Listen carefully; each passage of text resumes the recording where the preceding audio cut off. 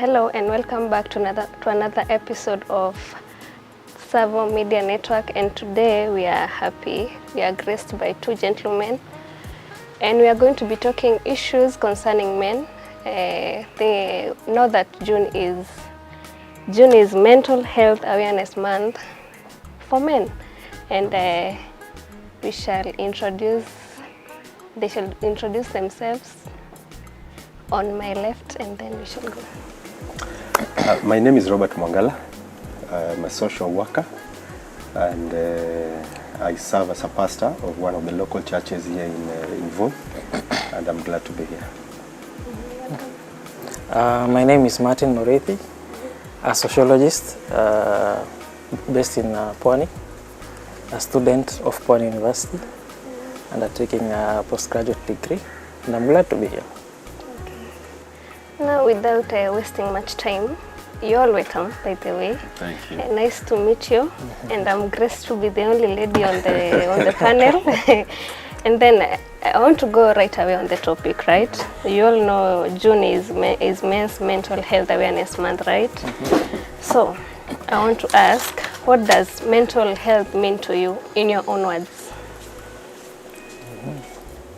Me? Yes. Oh, okay. Mental health is just like the word says, mental health. It's the wellness of the mind. Somebody having a peaceful existence with himself and with his surrounding. That being at balance. That you can say everything is okay. That for me is what mental health means. Martin? In my case, I would not like to borrow from what my colleague has said, but I'll have to. He has said a very key concept: peacefulness and wellness.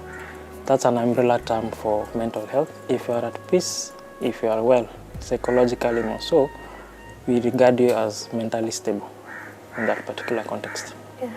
And if someone tells you, tell me one thing that you know about a person who is suffering from mental health, what is the first thing that you will say that person might be suffering from? Okay, maybe if I can start, is that one, a symptom of mental illness will be stress or depression, all the same. It is regarded as a symptom of mental illness in that particular context, and it's driven by different triggers or factors. In my experience as a young person, I'm not that aged, is that a contributing factor for youths, a majority of the youth, is that they face issues to do with relationships. That can be a trigger of mental illness. Relationship doesn't mean a romantic context with a partner. It can mean a relationship between you and your parent, you and the state, you and your friends. So in my context, that would be my definition. I know I'm not an expert in terms of defining terms, but I think they talk about psychiatrists and psychologists talk about mental health disorders and diseases. So first I think, he might correct me, he's a bit more schooled than I am. I only read the Bible. So I think it starts with disorders, and then if not checked, they then graduate into a disease. So that's true. Yes. They start with disorders, and then, so you will have different areas of disorders, such as anxiety, attention disorders, anything that is out of the norm, sleeping disorders, all that, anything that is out of the norm. But I think usually when we talk about mental health, most cases we are talking when it's out there, when it's gone into depression, it's gone into The big words like schizophrenia. I mean, in Swahili we go into wenda wazimu, you see, all that. There are a few other mental disorders that people don't talk about, such as fear or heights, fear of being alone, fear of enclosed spaces, fear of animals. You see, somebody is afraid of a cockroach in a manner that he is willing to jump off a cliff to run away from a cockroach. That's people don't look at it as a disorder, but it is a disorder because a lot of people hurt themselves for a reason that they really shouldn't be hurting themselves. So it's a wide topic, and so mostly you want to zero in on a particular aspect of the mental health, so as to be able to talk about it, understand it, and seek remedies for it. And Martin, you've really touched on a misused word, if I may say, stress. You'll find even mtoto mdogo, niko na stress, mimi usilete stress. So what is stress according to you? Because it's very misused. Kila mtu, if you're having a headache, niko na stress. Your leg is paining, it has nothing to do with your mental health, niko na stress. What is stress according to you? Thank you. So from what you have just said, it's often misused, stress. Maybe if I can just go back to the books, is that kitambo, or before, we regarded issues of stress, depression as being medically constrained, whereby ukikuwa na stress unaenda kuchukua dawa. Nowadays it has shifted because the World Health Organization, just to mention, says any condition that is regarded as a disorder can be mental, physical or emotional. In fact, they went ahead and said, sorry to digress, is that a person who does not receive conjugal rights is also considered, what can I say in a good word, not fit, or they said he or she is disabled in that particular context. But to come back to your question, is that stress is often misused. Unfortunately, we don't have doctors here, but I could say that stress is any condition that you regard yourself as not performing the normal functions of your body or of your emotional well-being in that particular context. And not to digress so much, sorry to cut you short. Let me say, I don't think they misuse it. I think somebody said that if you say you can, the one who says he can and the one who says they can't, they're both right. The point I'm making is, whenever somebody says I'm stressed, it's probably true. Because the fact that they are already saying that means their mental stability has been shaken. Now, you might think it's a small thing because it's just the leg, but the leg might it might be doing them more harm than you might realize. So I think when somebody talks about I'm stressed, they might not fully understand why they are stressed. They might not understand the extent of their stress. But I think when somebody says they are stressed, they are stressed.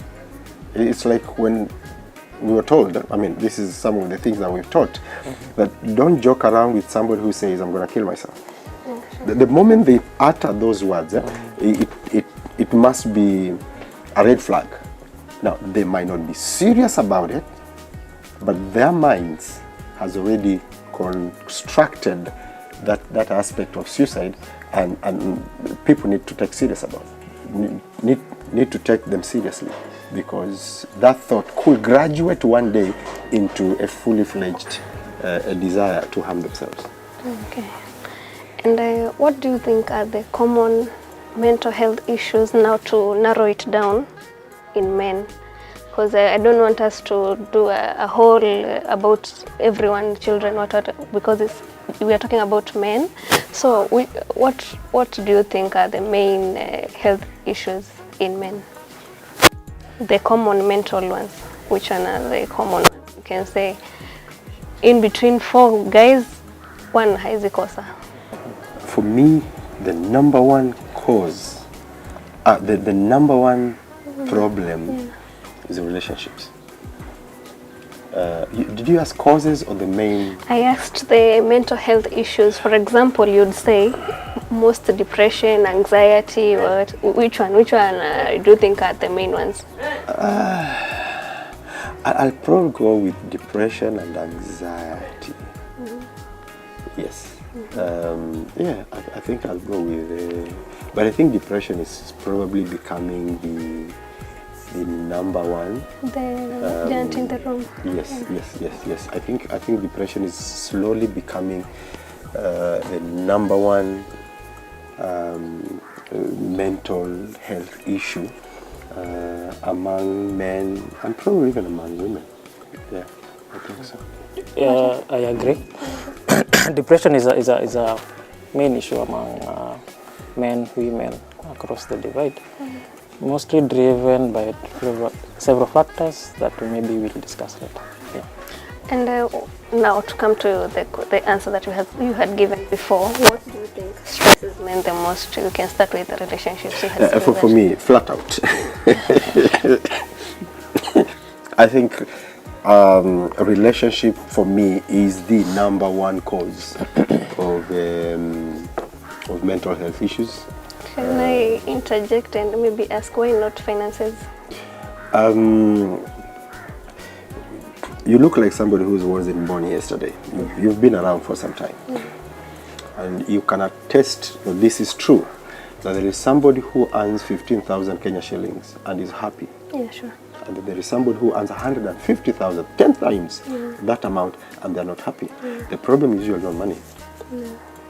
There's something underlying, you see, because you will have two people earning the same salary, and one is distressed and they say it's because of finances, and the other one is not depressed because of the same finances. So for me, money is a camouflage. Money is usually the scapegoat of these issues. Relationships, for me, is what messes up almost all men that I have worked with, that I have seen. So relationship is up there for me. And when I'm saying relationship, like what he said earlier, I'm not talking about boy-girl relationship, which, by the way, that's a big one. That's usually, when you start looking at the relationships, that is going to be up there. But flat out, I will blame relationships for a lot of the mental health cases that we have around. Yes, I will still agree. I hope I'm not agree till the end.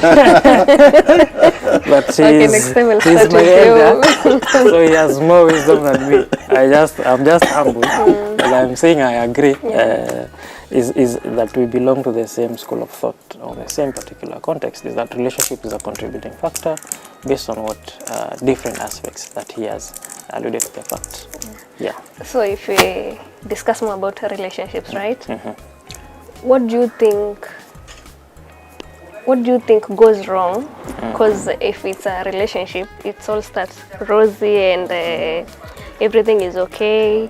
Where do you think things start going apart? And now, if things start going apart, you can say someone is depressed. They're just not working out. So where do you think is the problem? Where does the problem come in? Let me start so that I can agree with you. Okay, thank you for that opportunity. Not to speak from personal experiences, but I would say in particular context of relationships, I think what I have experienced among the generation that I belong to is that how people used to date before is not the common thing being done today. Kitambo, if I may use Kiswahili, is that ulikuwa unapatana na dem kwa mto ama unaenda kwa kusema nimepelekea kitabu, so then you get to know one another, then you build a relationship. Nowadays is the other way around. In fact, wanaanza na mechi, alafu after hapo ndo unaulizana what are we. Yeah. So with that particular aspect, there's a particular context I hope my colleague will touch on divine connections. Okay, soul ties. Yeah. So we share dish with them, so there's a connection already, but you don't know this person.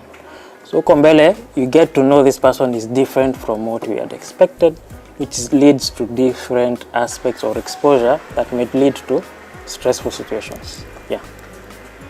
You can agree. I agree. Let me say this. I agree. I agree, but I would love to start it from somewhere else.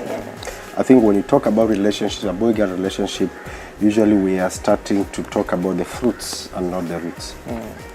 The problem with our love relationships is not the problem itself.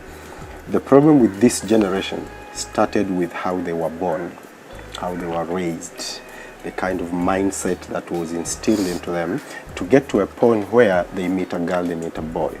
So there's a relationship problem that began at the early stage, and it's affecting the generations even as they go along.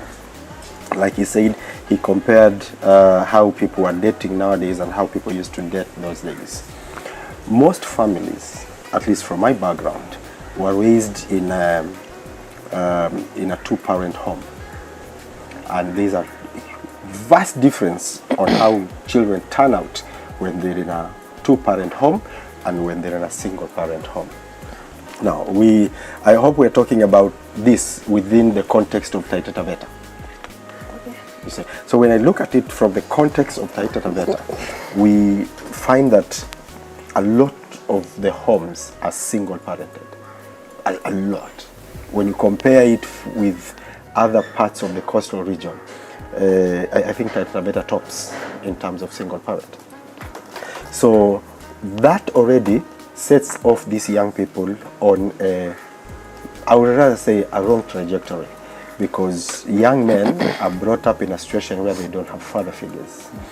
Young men are brought up in a situation where the mother rules, the women are the big tops. So when they go into a relationship, they meet a girl who expects a dominant partner, but this dominant partner was never taught on how to be dominant. This man was never taught how to be a man. And so, and the other side, the girls were taught by observation that women rule. So there is an imbalance in the home, and that imbalance then does not raise our children well. So when they get into a relationship, that imbalance follows them around. There's a study that was made in the US that children born and raised in a fatherless home are 20 times more likely to end up in prison.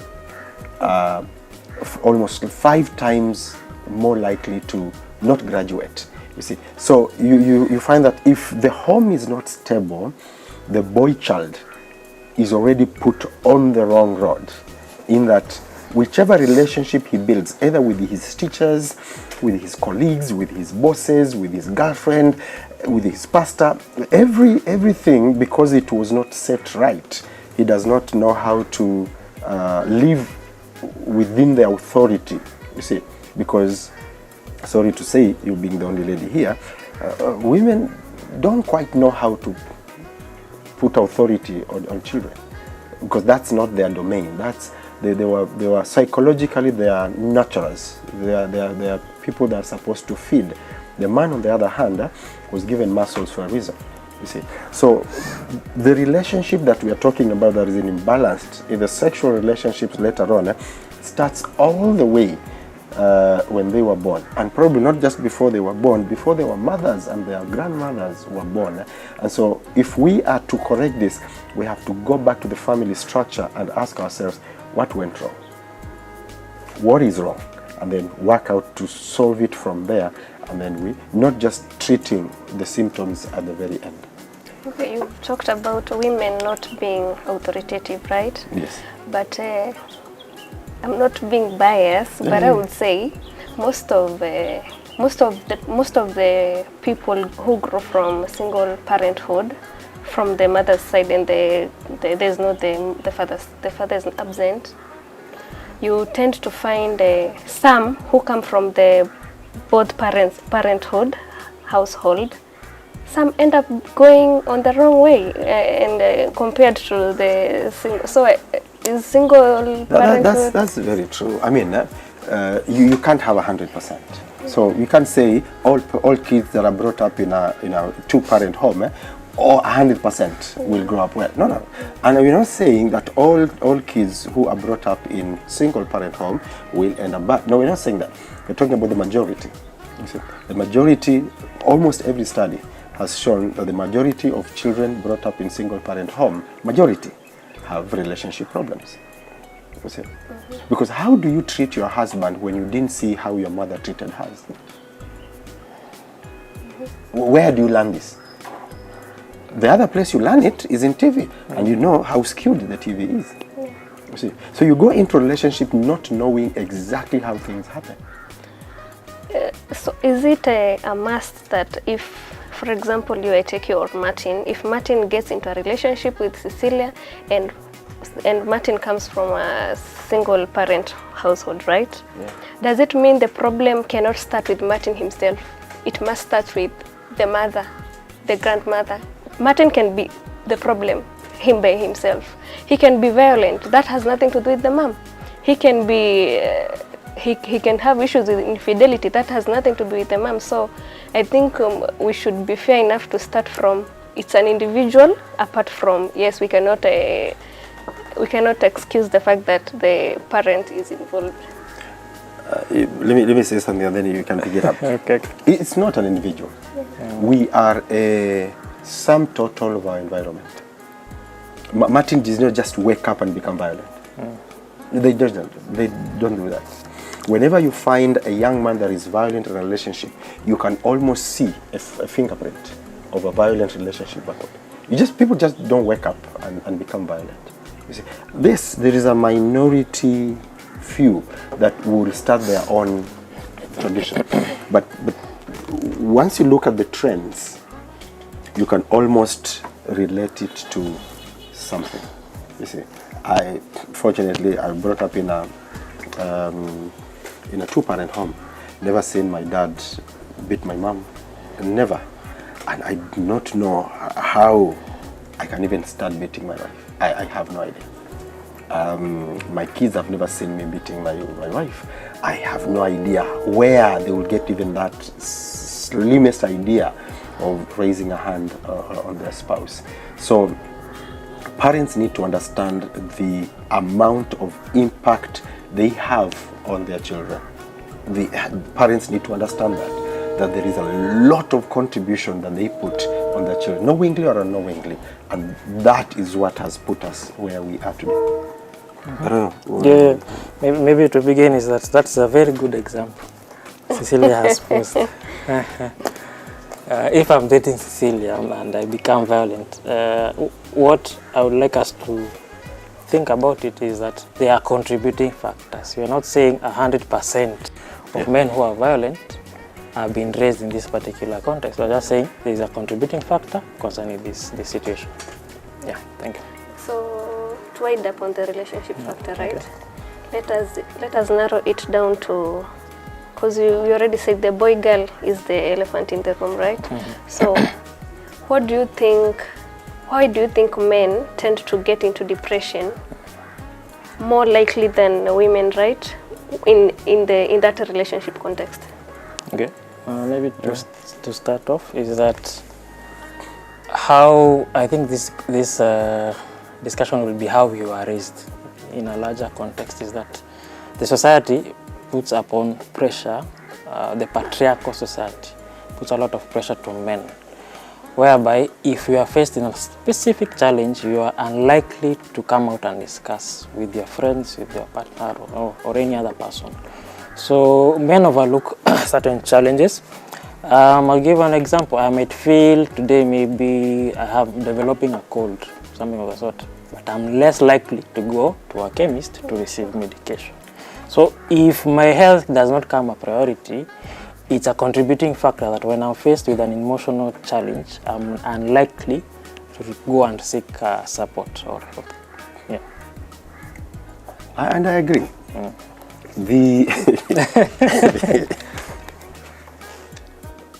The world is not fair to man, and I say that. Man is seen as the solution giver. not a problem provider. So when the woman has a problem, they know I have a husband. The question is, when the husband has a problem, who do they have as the backup plan? They don't. You sit in the home or you're working and things are not coming through right, you know, John is also out there. I mean, that's the mentality that, wherever it came from, but that's the mentality, while women are also responsible for our upkeep, for the upkeep of the home. Whenever things go south, they know the big man is also out. So they go home, relax, knowing, Martin is still out there, he's going to bring me food. Now, for Martin, that's not the case. When Martin is out there and things are not working out, he knows the buck stops with me. So the pressure that Martin has compared to what you have are two different things. And so this pressure, if not checked, will send them into a depression. You see, because depression basically is the outburst of thoughts to a point where you can't handle what you have in your mind.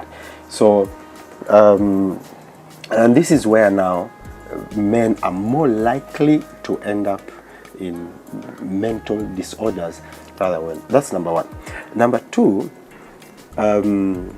psychologically, women were formed differently. Women are different. They talk about women using 20,000 words a day, while men using 5,000. Now, people don't understand how important it is to talk, because as you talk, you ventilate. They say a problem shared is a problem half solved. So, because as a man we were not conditioned to talk, then a lot of the problem ends up inside, and they boil out, they boil in, and eventually they come out as stress and depression and all that.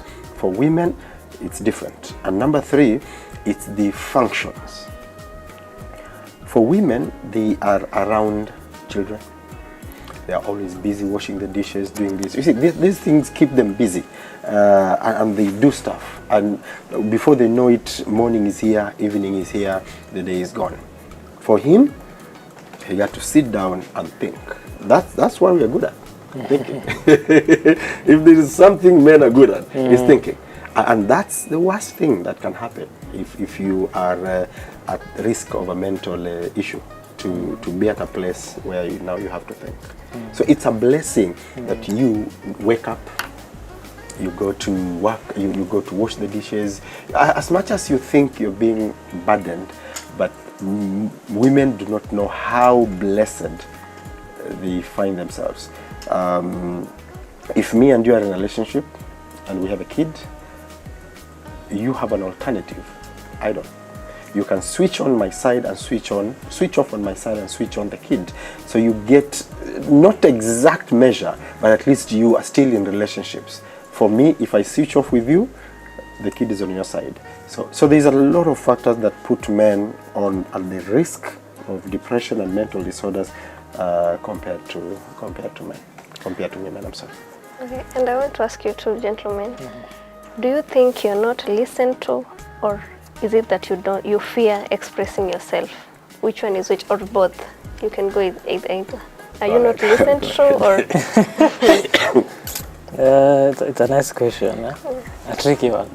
It's a very tricky. It's a very tricky, because I would say both, but it's not particularly both, because men, one, are not listened to, but a contributing factor is that men do not talk. So if you do not talk, who will listen to you? Because personally, from what I've learned, is that from what I'm also practicing is to learn how to talk to people. And I use different channels. In fact, in this era of social media, I take keen interest in using social media, not to vent, but to sensitize, to educate other individuals. So if you are having an avenue on where you are going to communicate your things, I think you are in a better position to be mentally healthy. Who do you talk to? Now that's the issue, because Who do you talk to? because one, obviously personally I always have a trust issue, because siwezi kuja nikae na wewe nikwambie stories zangu za asubuhi nini, atakuona somehow. But in my family I have a dad who I talk to, okay, but I don't talk to exhaustively to him, because siwezi kamwambia mzae bana jana niliachwa bana, because he'll say okay sawa, he'll try, but it's not the best approach as compared to having a friend that I talk to. The point is, the reason we don't talk is because we have nobody to listen to us. I mean, it's... I know a lot of people are coming out, we men need to talk, blah, blah, and all this. Yes, I see that a lot. The issue is, are people ready to listen to men? Because we carry a lot. Are people ready to listen? And you see, this is how, what listening means to us. You see, Cecilia, your definition of listening is different from ours. Your definition of listening is, you have your girls around here, you say, hey, you know, this man, blah, blah, blah, blah, blah. And you're going, no, what is name? So we add on that story, and then we leave it at that. That's not listening to us. For me, if I come to you and say, hey, I have a problem, we must come out with a solution. That's called listening. I'm not just going to tell you, oh, I have this problem, blah, blah, and you say, okay, it's nice talking to you. No, you don't listen. Men are problem solvers. So when they engage into a conversation, their target is to come out with a solution.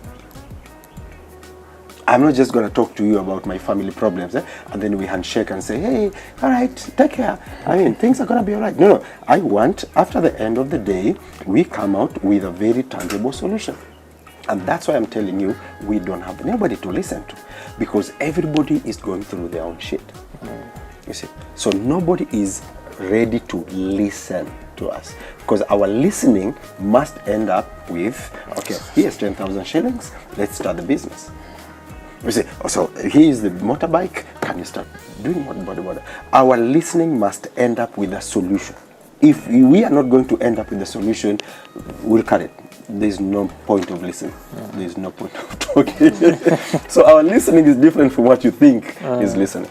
Okay, I'm going to take it personal right here for the both of you, right? Everyone is going through a lot, as we have said. So in your life, have you ever gotten to the edge and you tried talking to somebody and you noticed there's no positive vibes coming from this person is not listening to me in a way that I feel like he should or she should? Do you have personal experiences of the same? Yeah, I do. So a few years ago, I'll be vulnerable here. A few years ago, me and my wife were going through a hard time. And so I engaged a counselor. And he's a friend of mine. He's still my personal counselor till today. But I just felt like he was taking me round and round and round. I was like, you're not helping. So I stopped the counseling after 3 sessions. What I didn't know was, even though I felt like he was taking me round and round, he was exposing me to my problems and ways of handling my problem. So after the 3rd session, I told my wife, I'm done, I'll solve it myself. And fortunately, we were able to go through what we were going through, and the rest is history. The point is, as much as I thought I was not being given a solution, the engagement was fruitful. So what we need to start maybe mobilizing men is, it doesn't have to end up with a tangible solution, so that we can help men know how to talk, and that being listened to does not necessarily mean that they have to come up with a tangible solution. Sometimes just by talking, it opens their minds up to see the situation in a different view. But a lot of men, what is disturbing a lot of men, is that if they don't see a solution in the horizon, then there is no point of engaging in this discussion. A personal experience, maybe to start off, is that someone said 100% of your problems takes up 100% of your responsibility, right? So as much as we are trying or we want to talk to someone, it's your own responsibility to find a solution. To echo what he said, is that the counselor took him round for him to be exposed to different solutions. I was also taken round to be exposed to different alternative solutions rather than what I had in mind. So I had in mind of this particular context that I'm supposed to do this and this and this. But I also engaged a counselor at a personal level to expose me to different. This was last year. I had a challenge. I went, I reached out. One that was away from the cultural perspective, especially from the side of, I come from the Mrima. It's uncommon for you to hear a man going to a counselor. We still have that notion. But I went and I received counseling for that particular context. And as an alternative, or what I have in mind now, owing from the fact of that past experience, is to contribute something to the society. If I can take a little bit of the time, is that, one, I am an Advent movie watcher series. The series that I'm watching right now is called The Chai, The She. And here we have a platform whereby men sit at a round table, more of Alcoholic Anonymous, whereby men talk, listen to one another, come up with solutions. That's something I also have in mind that I seek to develop, whereby we as men sit, discuss our issues. Wewe, mimi nilipigwa na bibi yangu, mimi nilifanya hivi. We come, no judgment. We talk, we listen to one another, have solutions for that possible outcomes. I'm meeting Martin for the first time,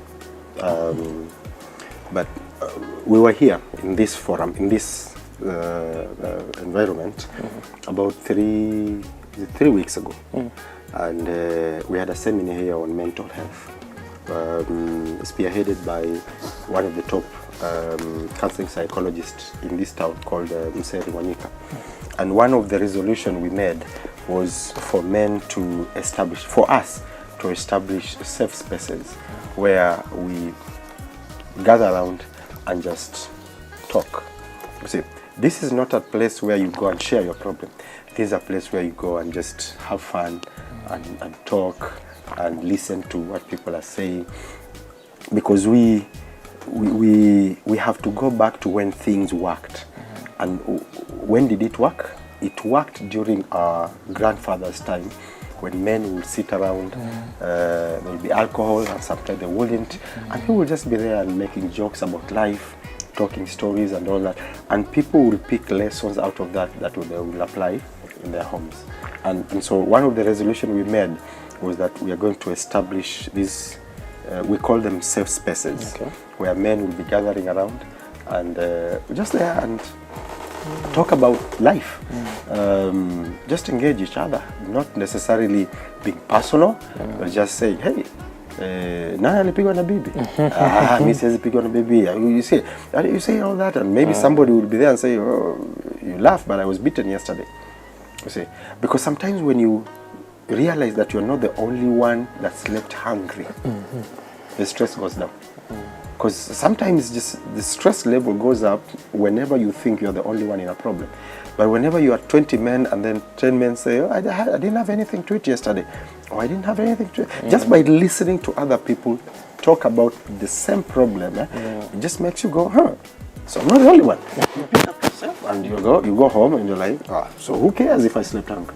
So I think instead of telling men to talk about their problems, what we need to do is create our safe spaces where men can just gather together and just have fun, talk about nothing, talk about anything. And in those safe spaces, people learn a lot, people get to know each other, and sometimes people give each other solutions. What do you think those forums, how are they going to help? Because boy child hako town peke yake. Boy child is in all places. Kuna wenye wako uko rural, kuna wenye wako town. How are those forums going to help a man who is being beaten by his wife in Kasigao? How are those forums going to help those who cannot afford maybe to get a counselor, to get a therapist, to get all those? You see, the man in Kasigao is probably a best candidate of what you're talking about, Because number one, it does not need a counselor. You just need men gathering in one place and having maybe a common activity. It could be playing checkers, rough. It might be playing hizo zile za hivi zinaitwaje hizo gogo. Zile unatoa tembe unaweka hapa. We're just there. And in those forums, somebody might say, hey, ulifanya nini? Nilianguka. And so to say, wacha kuanguka. Somebody will just come up with this topic of being beaten by a wife. You see? And you never know how that story could go. But remember, this guy who was beaten by his wife will be listening. You see? And maybe somebody will share, hey, I have my story. Hata pia mimi nilipigwa juzi. You see? But I went to the chief, and the chief called my wife, Kisirisiri. They talked to her, and she understood that she was angry because of something, and that thing was solved. Because sometimes the reason the wife is beating the husband is because the wife is depressed. And so if at all a few people can reach out to the wife and discuss it, maybe this beating can end. So the point is, once you have those forums where people can talk, you really don't know which direction it can go, and it can help people that you do not even think they will be helped, because somebody was just sitting at the corner listening to the conversation, and from there picking up points that can really help them. And do you think that is very easy for men to adapt to? You can muneza kaa hapa nyinyi wote and say Martin is going through this, you're going through this, someone is going through. Do you think it's that easy? You're taking it from a female's point of view. That's your problem. You naifikiria from a woman's point of view. Think about it this way. There's a draft upper and people are playing. And then suddenly a topic comes up about women being beaten. And then somebody who's bold enough and say, hey, my wife beat me last time. You say. Okay, will you say? Yeah, but where I'm at right now, I can. Because I know how much it helps others. And the older generation actually are very good at it, because they understand that they need to pass on lessons. And so there are people who are very bold and who can actually generate those topics, and they can guide them. Sometimes we don't say I was beaten by my wife because I was beaten. No. Sometimes we say I was beaten by my wife because I know somebody who's being beaten by his wife needs to get some help. You see, so depending on the dynamics of the group, topics might go into different direction, but most importantly, the group should not be about talking. The group should be about playing checkers. The group should be about playing cards. The group should be entirely about something else and not talking. Because the moment men realize that they are here to talk, then they shut down. Okay. Martin, you touched on a very good point about having alternatives. Do you think men have positive alternatives in regards of umeenda kwa counselor and the counselor has taken you rounds and rounds?